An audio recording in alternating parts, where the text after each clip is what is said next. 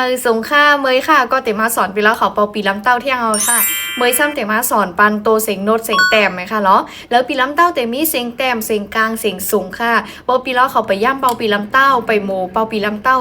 แค่ปีแล้วเขาปอกกระตุยขึ้นวิดีโอโหหลายค่ะเนาะแล้ววิดีโอโหหลายเตสอนไลฟ์กำไลฟ์เปาปีลำเต้าค่ะเนาะยาก็จังมาตัววิดีโอโหหลายค่ะนะ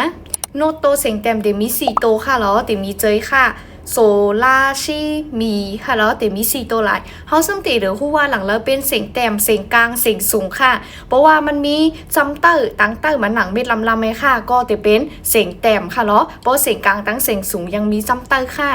โอเคย้ำแม่เขาเต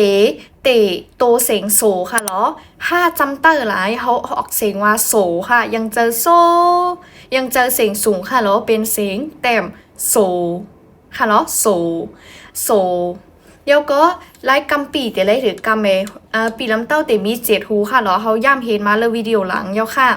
แล้วก็เขาเตะปิกกึมเขาเตะยังฟุย4หูค่ะเหรอเขาเตะปิกตั้งหมดแล้วก็เป่าแหงๆค่ะ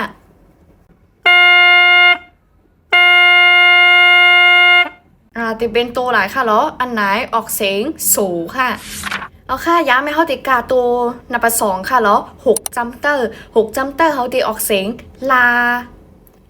ค่ะเนาะยังเจอลาเป็นลาค่ะเนาะเขาติเลยหมูอ่านเสียงโน้ตจอมค่ะยังเจอว่าแกหมูเป่าเพราะเขายังหมูอ่านเสียงโน้ตจอมเขาเพราะว่าเขาแค่เป่ากำต่างอันมาค่ะเรามือหน้า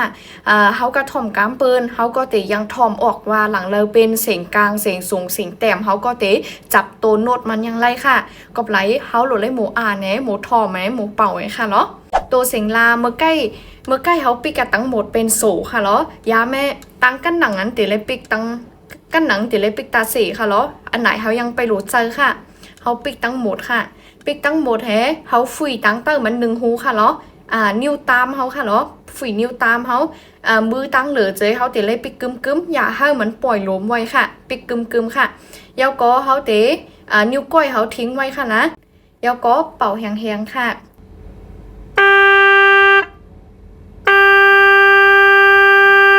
อันหลายเป็นตัวเสียงลาค่ะเนาะย้ำให้เขาการแท่งตัวหมาย3ค่ะเนาะชีอันหลังเป็น7จำเตอร์ค่ะชี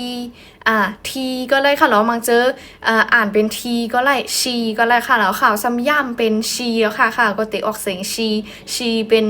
ตัวกามขี่ก็ว่า7มันเก่าค่ะแล้วชีจำเตอร์ค่ะ7จำเตอร์หลายค่ะเนาะแล้วก็เมื่อใกล้เขาฟุยกันเรื่องหูค่ะเราตั้งเตือนย้ำแม้ติฟุยเที่ยงหูเป็น2หูค่ะเนาะฟุยตั้งเตอร์2หูปิกลิวจีแล้วก็ติเป่าแห้งอีกนึงค่ะเนาะ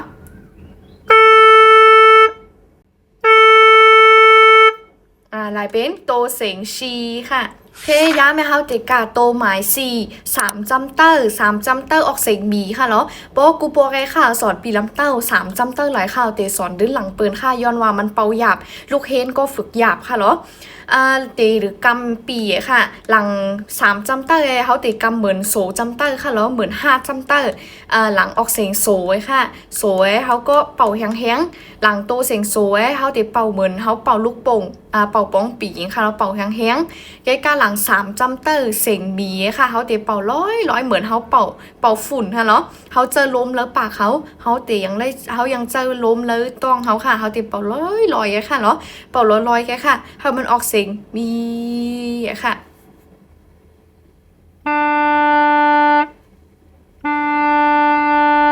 เอาค่ะหลายเป็นโตเสียงบีโปปิล้อเขาเป่าร้อยกาเที่ยงอีกเรื่องซ้ำแต่เป็นเสียงเสียงมันเตะฟิตกันแล้วเตะเป็นแต่เสียงหนังซ้ำยังเจอค่ะเพราะเป่าแห้งกันซ้ำเป็นเสียงโสค่ะเขาซ้ำหนูได้ทิ้งลมเขาอยู่แล้วกลาง3จำเตอร์หลายค่ะเนาะพี่ล้อเขาจ้ำฝึกโดย4ตัวโน้ตหลายค่ะเนาะฝึกเย้าเพราะพี่ล้อเขาตัวหลังเลย